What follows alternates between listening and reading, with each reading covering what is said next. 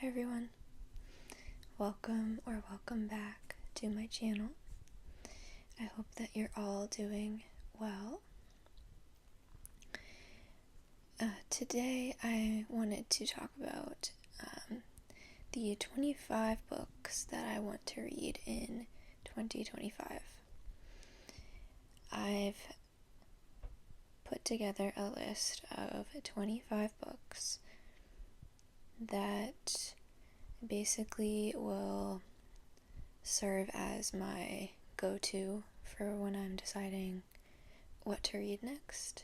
I tried to think of books for this list that either are on my physical TBR, so books that I own and that I really want to get to kind of get those off of my physical TBR to either donate them or sell them, or if I end up liking them a lot, then adding them to my permanent collection. That's a goal I have this year, is to do that kind of thing, because I've had probably about 20 to 30 books. I have 20 to 30 books, I'd say, right now total on my physical TBR, so books that I own physical copies of but I haven't read yet. And out of those, I have, I don't know how many, but maybe, I don't know, a good portion of those I've had for over a year, almost 2 years. So I just want to finally get to those and see what the deal is with those books.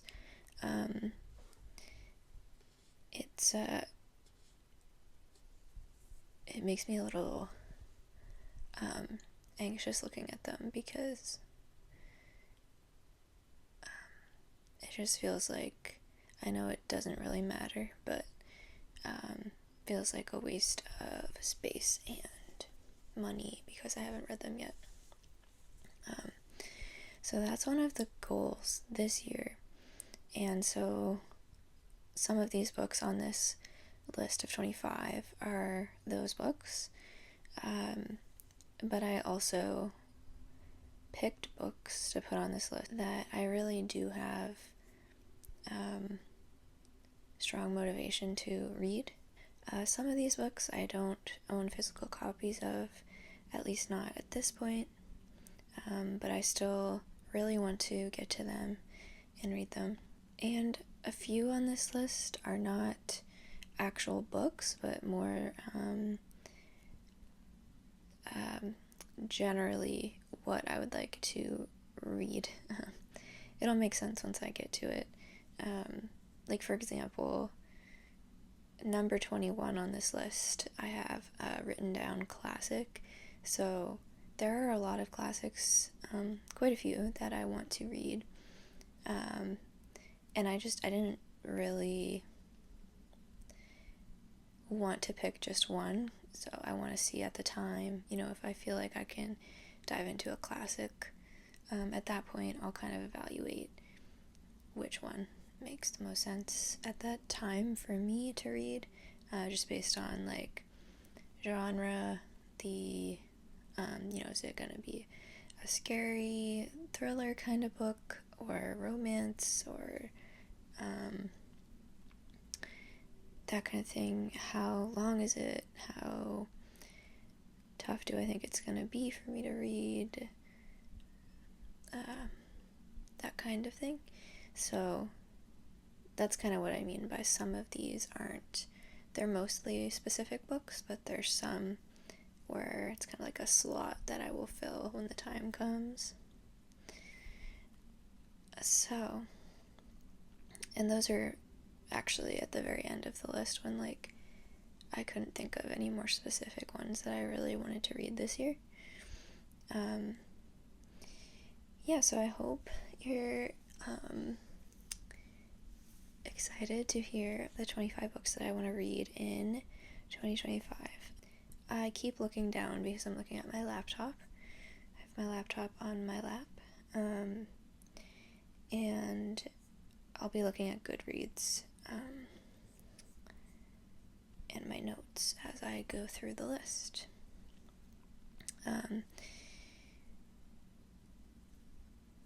Please, if you read, or think you might read this year, let me know what books you really want to get to in the comments.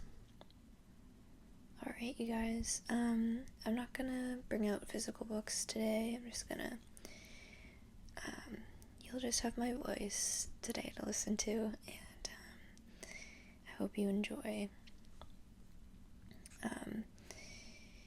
Alright, these aren't in any particular order at all, and also,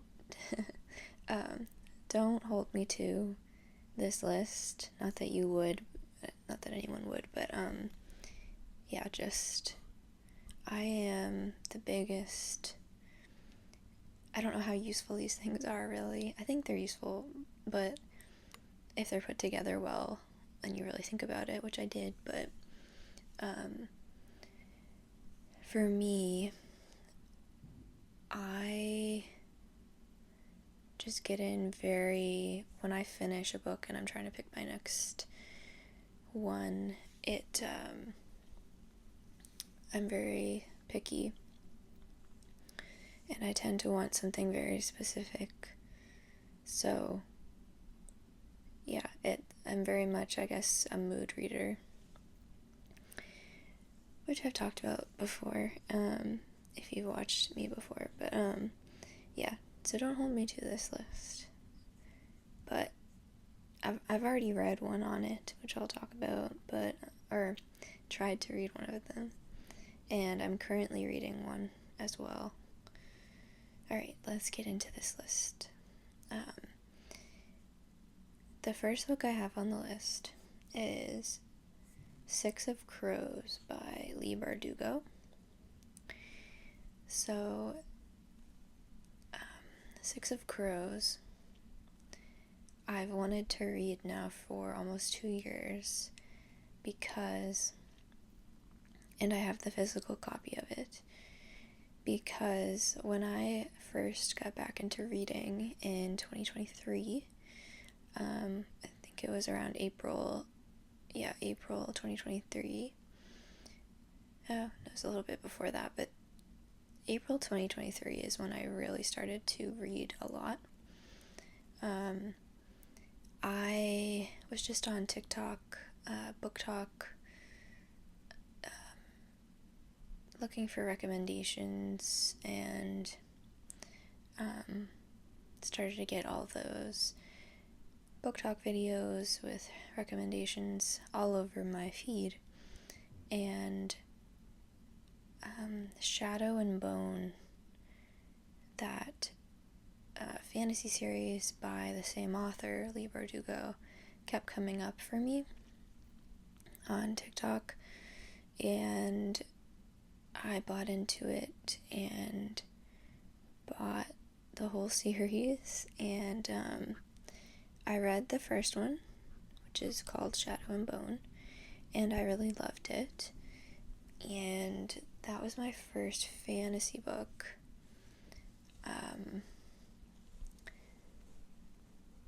Since, I don't know if you would call Twilight a fantasy series, but I had really very, very little experience with fantasy books, so it was a book that I got and picked up because people were recommending it so strongly on TikTok, but also because I did want to see whether I might enjoy fantasy, because I just didn't know, and I kind of thought I wouldn't, but I did really like Shadow and Bone. I got very into it. I read it pretty fast. I think within a few days I was done. those were good times. That was when I was still in school, and I just remember I really loved that time of starting to get into reading a lot and getting a little obsessed with it, and started YouTube. And I remember reading outside on my patio. I had a balcony / patio at my apartment, and it had like a decent view of the city. So, going on a tangent here, but it was really nice. I would go out there at night and read. In the sun, it was like the temperature was nice, and yeah, I remember specifically reading Shadow and Bone out there on the balcony, and really enjoying it. I mostly enjoyed the romance part of it, I think. But it was also just like so new for me reading fantasy. So I thought it was just really different and exciting overall. So, but yeah, I did really like the romance in that book because there's a bit of a love triangle, which I don't necessarily like, but one of the love interests is like the villain, and I just thought that was really, again, like new and interesting. So I liked that, and then immediately was like, oh, I love this so much, I should, and this was before I had a Kindle, so I was buying more physical books. I bought the Six of Crows book, which is their other, she has a lot of books, different series, but Six of Crows, I think, came after Shadow and Bone. Yeah, it did. And it's in the same universe, but it's different characters, and it's quite different because it's a heist book. I don't know if that's how you'd say it, but people always talk about it as a heist plot story. And people just rave about that series. And so, yeah, so that's number one on this list because I didn't even finish the Shadow and Bone series. I started the second one, and then DNF'd it, and I think that was for a couple of reasons, because people said that they didn't really like it. They only really liked the first book, so that got in my head. And I do remember feeling a little bored in the first half or so I did read. And I had so many other books at that specific time that I wanted to read that I just decided to put it down and read other ones. But I've never finished it, and I fear that I never will. But I do have them on my shelves because they're pretty. And so I have that series and the Six of Crows series, which is a duology, only 2 books. And I don't know why it's taking me so long, and I still haven't read it, because I think I'm a little worried that I won't like it.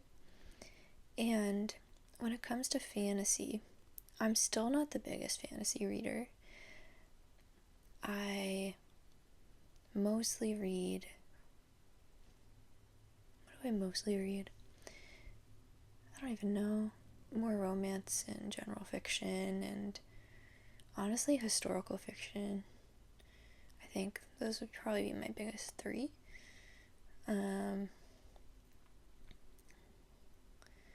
Yeah. So one thing with fantasy books for me is I do find it takes a lot of brain power because the names and I find it hard to keep up with politics, which a lot of fantasy books have in them. And the names are usually really hard for my brain to wrap my head around.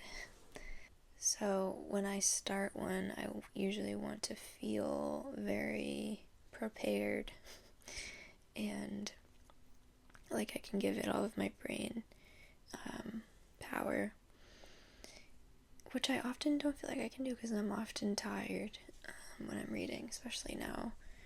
So that's probably part of why I haven't gotten to it. I also am just worried that I won't like it when so many people love it. And I think that is kind of a recipe for disaster sometimes because you have too high expectations. And then that just makes you not like it because you're disappointed. But I do really need to try it out soon.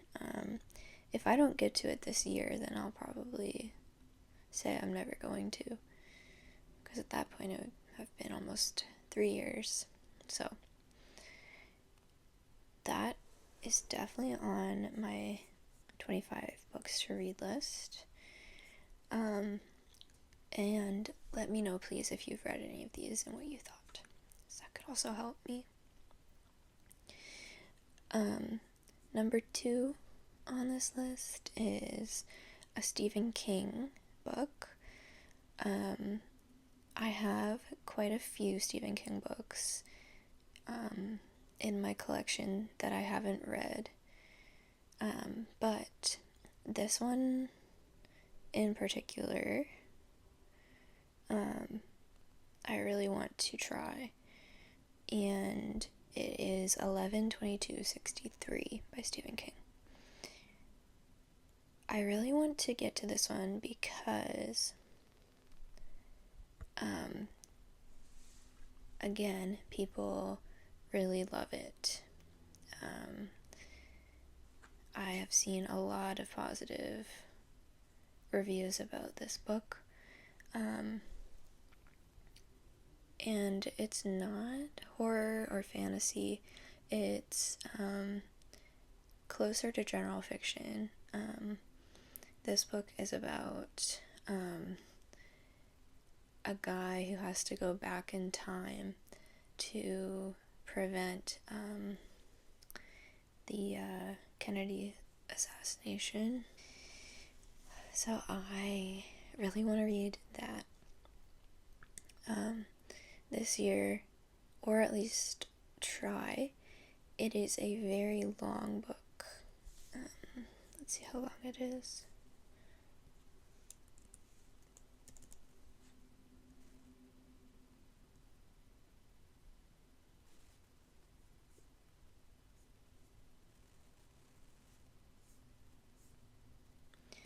$849. It's a lot. So, like, I'll need to really like it to finish it. But definitely on my list. Number 3 on this list is Parable of the Sower by Octavia Butler.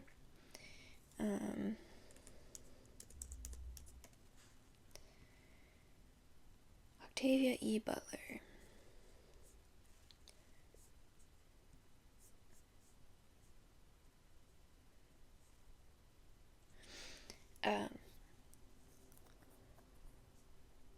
This book, this is going to apply to a lot of these, but just very well loved. Very highly acclaimed. This book is quite old, 1993. I didn't know it was so old. It's older than me.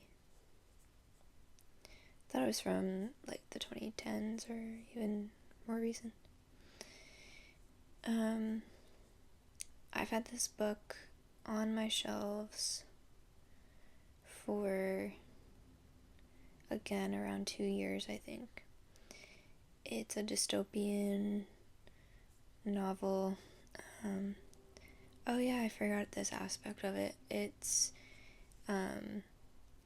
set in 2024, which was really, I wish I would have read it last year, but it's still very close to 2024. So it's set in, it's a dystopia, so I think, like, kind of apocalyptic, and it's about a girl, focuses on a girl, I believe, who is really interestingly dealing with all of this trauma, all of this violence that's happening around her by formulating her own religion and, like, spirituality that's, like, really new and unique to her in her head, I believe. I could be wrong, but I think that's what it's kind of mainly about. And it is a series, so we'll see. Now that I'm kind of thinking about it again, I'm more excited to read it, because I didn't even quite remember what it was about until I started to remember just now. So I think, yeah, it's something that I feel like I could really like, and that would be quite emotional, and it's a book that people really speak highly of. So I've never read any of her books, but yes, definitely I'll try to get to that one this year. Number 4 is Howl's Moving Castle. Who wrote that again? What's the name? Diana Wynne Jones. So I got this book for my birthday last year, and I still haven't read it yet.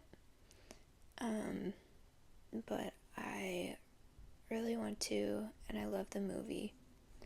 So definitely want to get to this. If you don't know, Howl's Moving Castle is about a woman who, it's very much fantasy, and it's about, and really cool, like, fantasy, very creative. This woman gets a curse put on her where she turns old, and she ends up meeting all of these people and, like, creatures and encounters all of this magic, and it's, at least in the movie, very found family. She ends up becoming a part of a family, basically, with some of these magical people. So definitely want to read that pretty soon, I think. Number 5 is Outlander by Diana Gabaldon. I think I'm pronouncing that right. Yeah. So I think I've talked about this before in a video, but I adore the Outlander show. It's, there are parts of it that I actually don't like, but it, for some reason, is really comforting to me, so I love it. I am always drawn towards rewatching it, because I just find it really comforting. Let me know if you feel the same way about that show, by chance, if you've seen it. But if you don't know, it's based on a long series of books, and it's historical fiction There's some fantasy, because there's time travel involved. But mainly historical fiction, historical romance. There's a lot of really great romance in this story. It's about a woman, Claire, who just like stumbles into this, what is it called? She's in Scotland and she walks through a standing stone in one of the ancient circles that dot the British Isles. Suddenly she is assassinated, an Outlander in a Scotland torn by war and raiding border clans in the year of our Lord 1743. So she goes back about 200 years, and there's a lot of violence and a lot of graphic stuff that happens, and some really good, like I said, romance, and it's just very, I don't even know why, but I find it really, really interesting. So, I've never tried to read the books, and I do have a physical copy of Outlander, the first one, so I really want to get to that soon.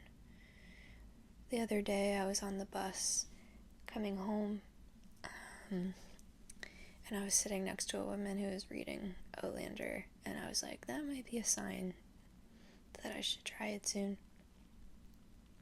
And yes, I did feel creepy looking at her book, but I was right beside her. Okay, number 6 is Emily Wilde's Encyclopedia of Fairies.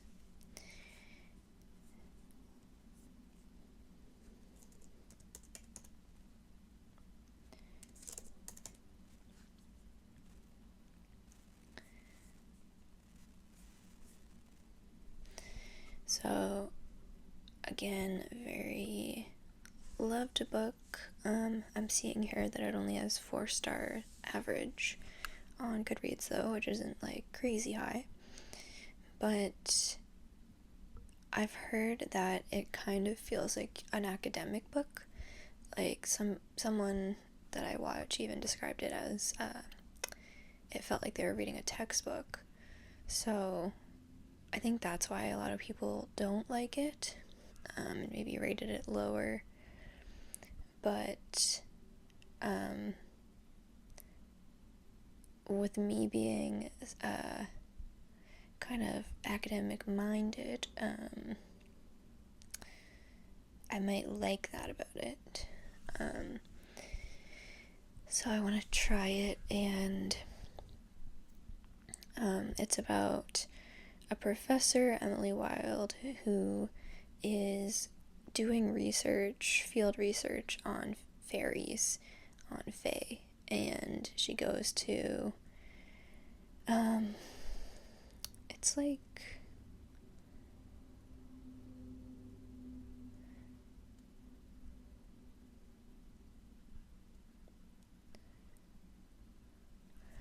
and I think she's sort of, antisocial.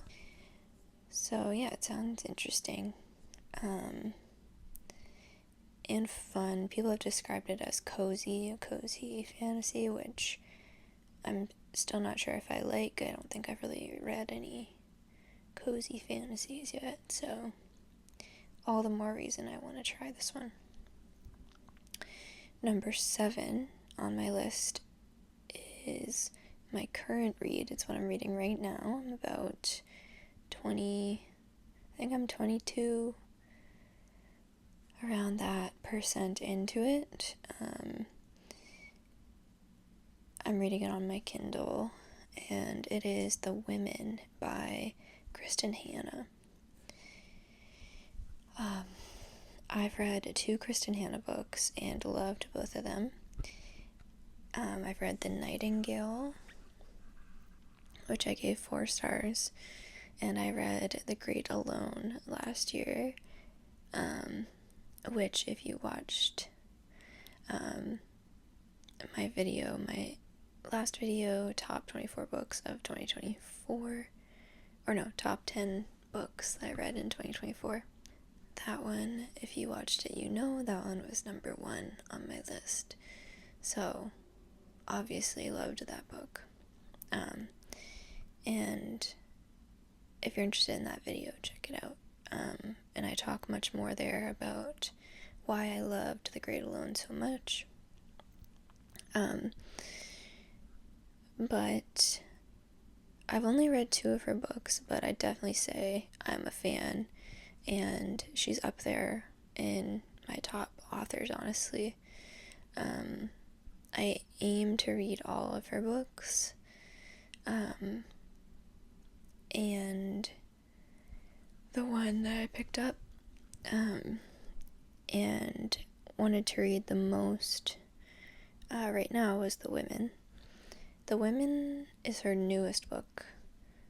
Came out last year, and it has, I think, a 4.63 on Goodreads, so it's super high, and I am really liking it so far, but I don't feel as attached to it as I did with The Great Alone and The Nightingale yet.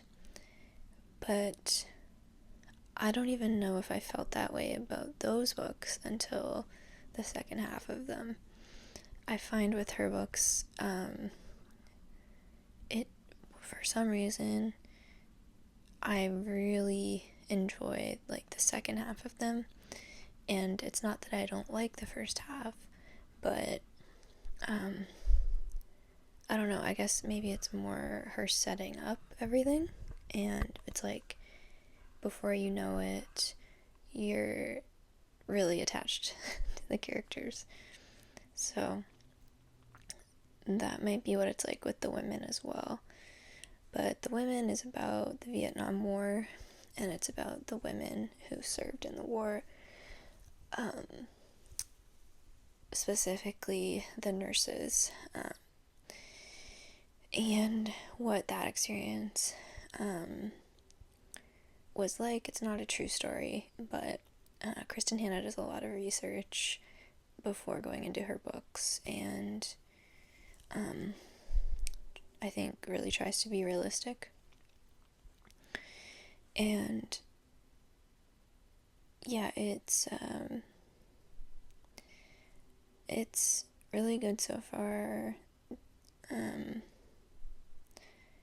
But yeah, not feeling crazy about it yet. So we'll see. Number 8 on this list is Beartown by Fredrik Backman. I don't even know what to think about Fredrik Backman. I haven't heard anyone talk poorly about that author. He's just very, very well loved, and I don't know what to think about it because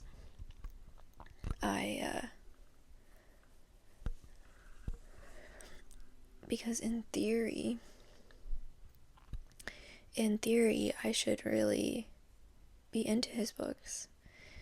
For example, Beartown is all about a small town that is obsessed with hockey and this junior hockey team. And hockey's my favorite sport. I can really relate to the themes and story. Grew up in a small town, very similar, and played hockey, love hockey, and I have read about 10% of Beartown, and soft DNF'd it because I still want to read it, go back to it. But I've now done that kind of thing with 3 of his books: Beartown, A Man Called Ove, and Anxious People. I've gotten the farthest into Beartown, but with all 3 of those, I have not finished them, and I have not gotten past, I think, 10%, maybe 15% into it.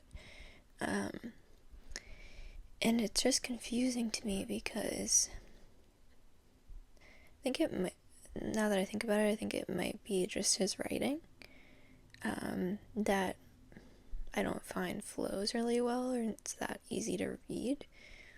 But nobody else has said that I've seen. So that's also weird to me. I believe they are translated though, so that could make sense because he's Swedish, I think. And I think the books were written in Swedish. Please correct me if I'm wrong. But maybe I am onto something with the writing. But then people describe it as very poetic writing and beautiful writing. So, yeah, you see what I mean? I'm just confused.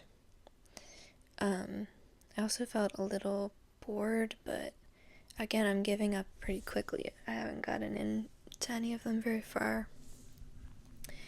So Beartown's on this list because I really do want to get back to it and really give it a solid, another solid go. And Beartown is the one, again, that I just feel like I can really relate to the story. And the idea of it just really sounds like something I would like. The next 2 books are A Man Called Ove and Anxious People. So I also want to, this year, I just want to really definitively be like, okay, is this author for me or not? So those are the 3 of his books that I own physically and that I want to really try this year.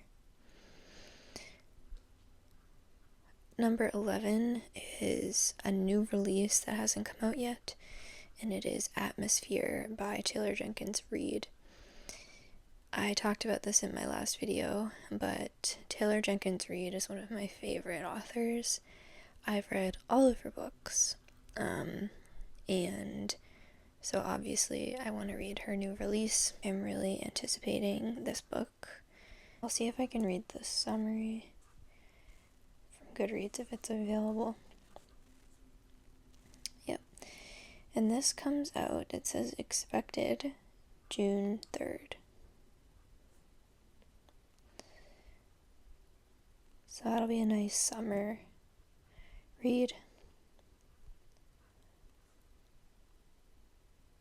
From the #1 New York Times bestselling author of The 7 Husbands of Evelyn Hugo and Daisy Jones and the Six comes an epic new novel set against the backdrop of the 1980s space shuttle program about the extraordinary lengths we go to live and love beyond our limits. There's a lot more here, but I won't read it all. So,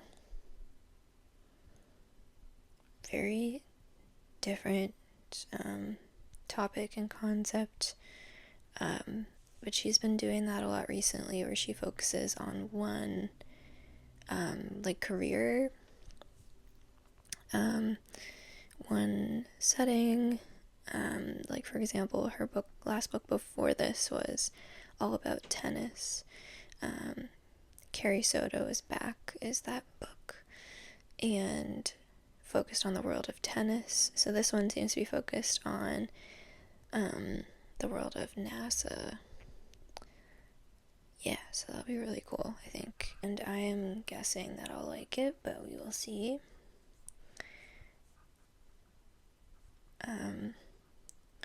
Number 12 on my list is another new release. It is Great Big Beautiful Life by Emily Henry.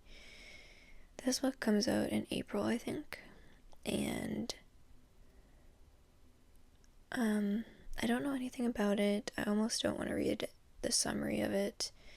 Emily Henry is a romance, women's fiction kind of author, and I'm a really big fan of hers. Super excited about this one. That will be a good week, the week that comes out. And I think I already pre-ordered a hard copy cover of it. Hardcover copy of it. Which, by the way, what do you guys think about the fact that publishing companies will put out hardcover versions first and then wait like at least a year until they come out with the paperback version? I prefer paperback for the most part because it's cheaper. And that's the main reason I think that I like them. They can be easier to hold as well, but I usually end up reading on my Kindle. But it's very clearly, I don't know if you'd want to call it a scheme, but it's very clearly for the only purpose, I think, is to make extra money, because hardbacks are so much more expensive than paperback, and they know that people are going to buy them because, like with a big author like Emily Henry, because people want to read her books so bad when they come out. Anyway, it's just something that rubs me the wrong way, and I fall into it. Like, I already pre-ordered it because I want to read it when it comes out, and I had to get the hardcover.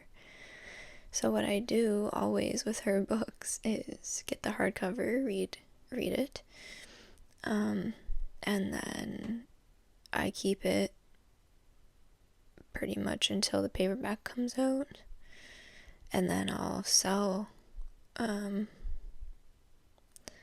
hardcover version and just keep the paperback. But that doesn't even make that much sense because I can't sell them for as much as I paid, so I don't make any money really. Anyway, the next book on my list is One Dark Window. I forget the author's name for this book. This is a fantasy book with some romance, so it's talked about sometimes as a romantasy. And this is a book that is just described as gothic and dark. Think like misty, dark vibes. And that's something that I think I like. And people really like this book, so I really want to try this. I don't have a physical copy, so that's good, but definitely want to get to that this year, see what I think about it. Next on my list is a book that I already tried to read and I DNF'd. So this is a romance novel called Out on a Limb.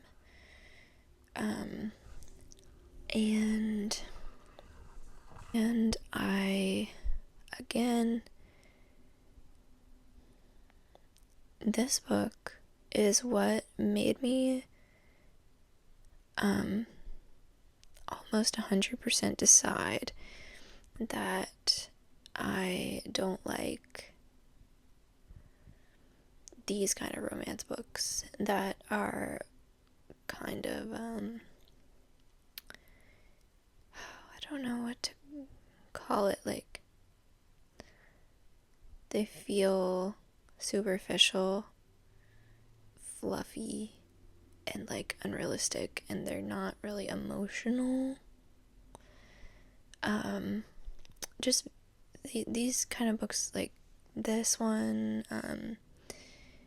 The X-Vows,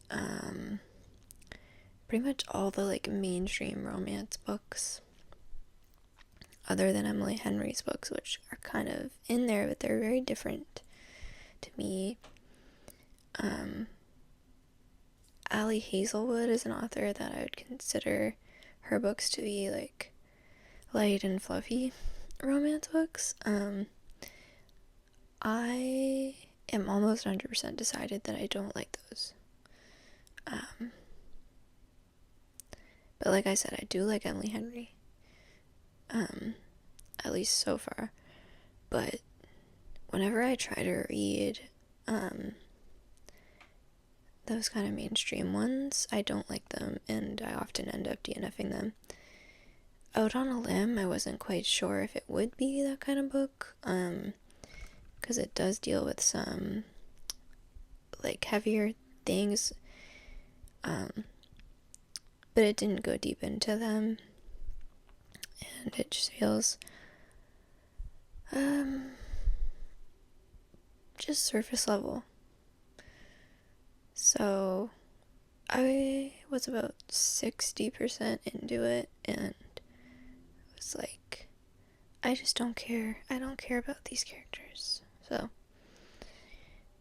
I gave up on it.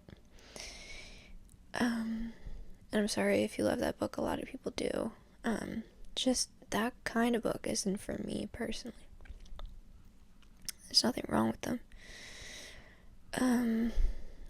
Okay, we're at number 15, and this is another anticipated release, and that is the next Hunger Games book that's coming out, called Sunrise on the Reaping. So this book follows Hamish. His name's Hamish, right?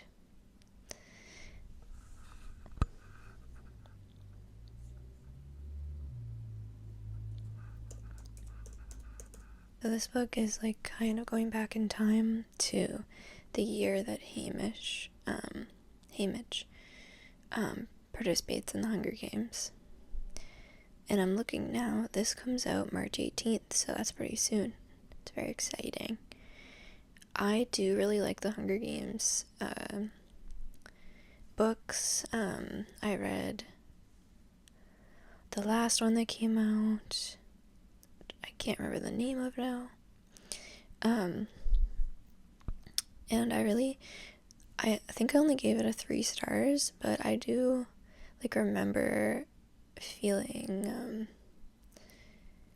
a lot reading it and liking the I think it was nostalgic more than anything, because I read the Hunger Games books back when I was a teenager.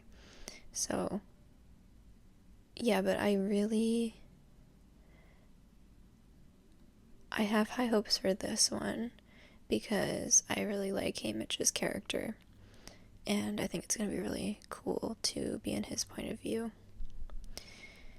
So that book I will definitely get to this year. Probably right when it comes out. Number 16 is The Songbird and the Heart of Stone. This is the next book in the Crowns of Nyaxia, whatever, series, which is a romantasy series that I love. The first book is The Serpent and the Wings of Night, which I've talked about quite a bit, as being one of my favorites. It's probably my favorite romantasy book that I've read. Divine Rivals, maybe. But that doesn't feel so much as like a high fantasy book. It's about a girl who, I don't even know what this is the 3rd book, the one I'm talking about that's coming out, or it came out last year, but I haven't read it yet. And I don't even know what that book is about and what characters it follows. But the first two books are focused on a girl who is in this world of vampires, but she's a human. And vampires have all of these powers, and they're super strong, and humans are like the lower class people in this world. And so obviously there's a lot of struggle there. And it feels to me like very much a guilty pleasure kind of series. I mostly liked the romance, but I also found the whole thing engaging. There were some trials involved, and like a lot of action and stuff like that, which I liked, and I like her writing a lot. I really found it easy to read, and an easy world to kind of grasp. So I need to read that soon. I really want to read that soon. The newest book, The Songbird and the Heart of Stone. Next is Bury Our Bones in the Midnight Soil by V.E. Schwab, which is not out yet.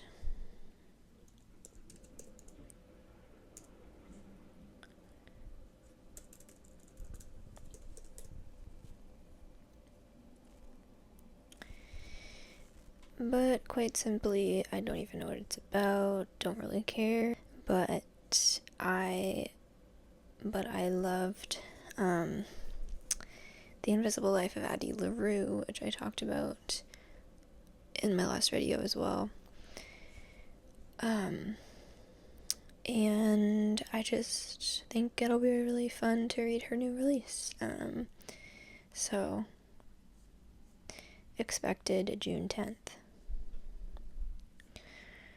Not really a summer book, so it's interesting that that's the release date. But I've read some fantasy books in the summer. Next is another new release, Fredrik Backman's new book, My Friends. So I have 4 of his books on this list, which might not be realistic that I'm going to get to all of them. And like I was talking about, he might not be for me, so these might be more like DNFs. I might get to them but not finish them. I don't even know what My Friends is about, but I think it'll be fun to try to read it when it comes out along with other people. So I'll probably do that. Next is At the Existentialist Cafe. I don't own this book, and it's not like one of those books that I want to read because a lot of people have read it and liked it.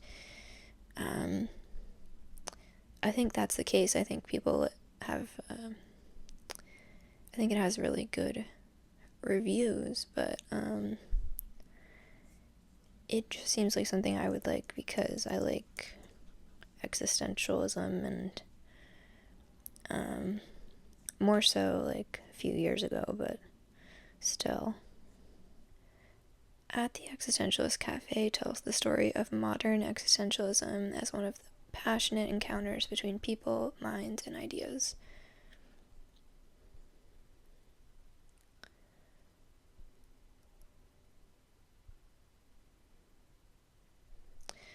Weaving biography and thought, Sarah Bakewell takes us to the heart of a philosophy about life that also changed lives and that tackled the biggest questions of all: what we are and how we are to live. So it just sounds cool, to be honest, and I heard about it at some point a couple years ago and added it to my list of books to read and just never do it, so I want to check that out this year. So the last 5 books are ones that are more slots that I will fill. So number 20 is another Stephen King book. So like I said, I have quite a few of his books and want to read them. But I just can't pick like one other one that I most want to read other than 11/22/63 that I talked about early on. Number 21 is a classic, so I just want to read. I'll give you a list of classics that I want to read, which I do have on Goodreads, and I have a link to my Goodreads in the description if you want to follow me.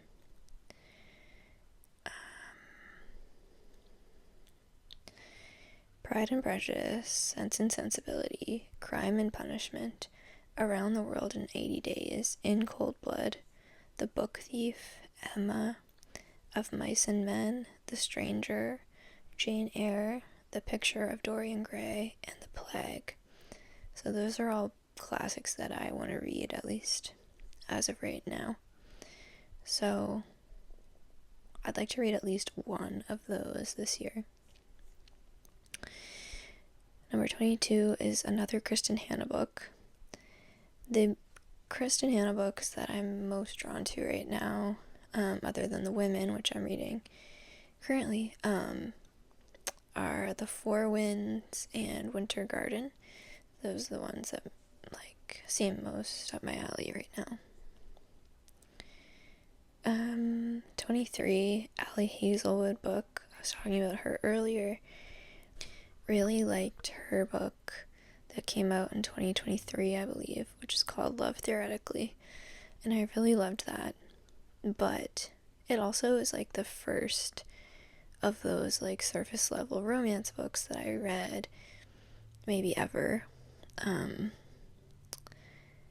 Definitely one of the first, and I could have loved it so much because it felt so new to me.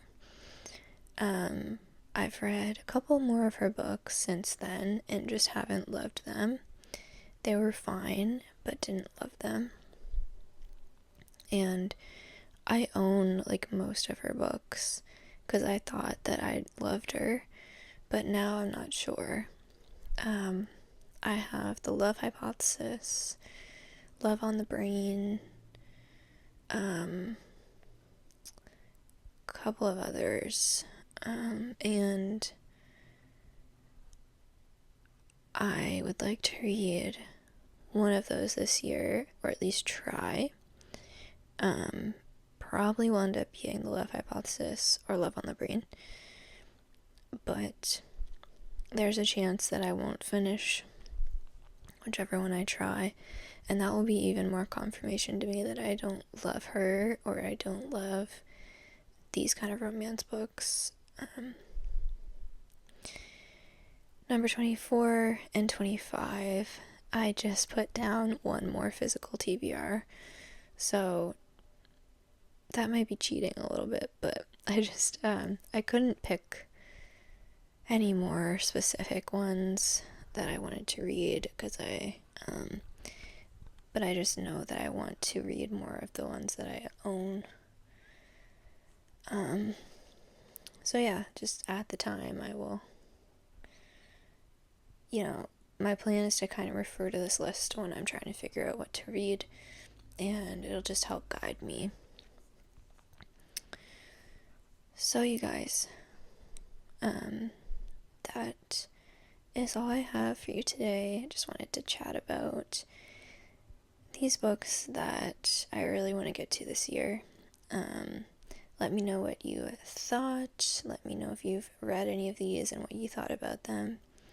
And let me know what books you really want to get to this year. If you want, you can give me a whole 25 book list. I'd love to see it, if so. And I hope that this was nice to listen to and relaxing. Maybe helped you tune out a little bit. And just relax. Alright, I hope to see you guys in the next video. And take care.